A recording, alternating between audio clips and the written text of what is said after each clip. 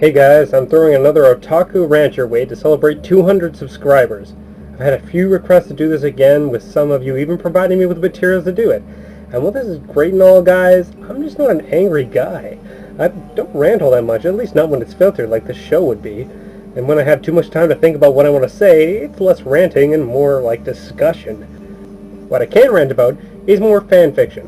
Why? Well, because it's easy, and I'm very easily offended by one particular subject of fanfic. Pokemon. Last time we had a glorious look into the mind of a potential cat raper. What can I dig up today? Well, here's the story by one David Garret, and the title is Rectified Anonymity. So the story starts off in a rainstorm.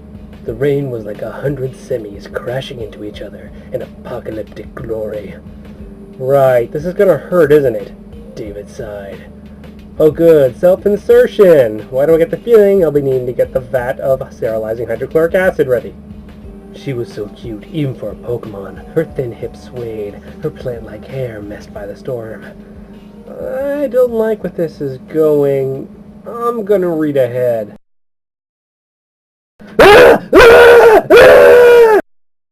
Look, people, I don't know how much clearer I could make this. You do not stick your in Pokemon. Do not! But that's not the part that got to me in this fanfic. No. I expected that part. I was mentally prepared. I really was. I was in no way shocked by your little original character took the cute defenseless Pokemon and I was fine. I thought you couldn't shock me, David. I thought I was ready, but I was wrong.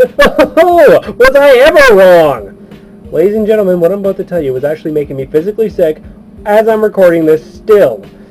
After raping the Gardevoir, pictured here, our friend David then proceeds to beat the living shit out of it, to which, Eternal Monologue tells us, Gardevoir then accepts, because it's a Pokemon, and David is its master.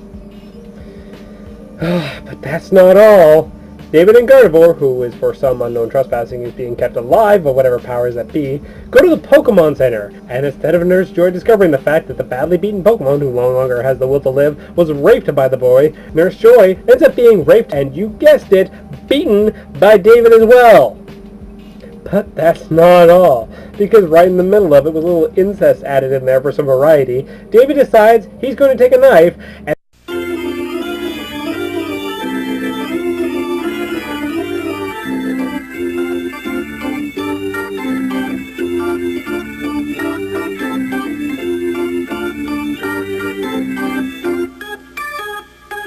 twist until he rips out Nurse Joy.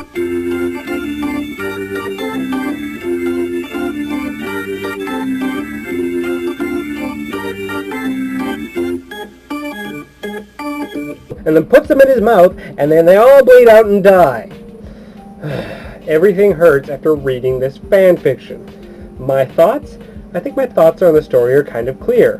What in the sweet, caring arms of Madoka was this? Why? Why would you write this? Why did I read this? Whose website actually has space allotted to hosting this?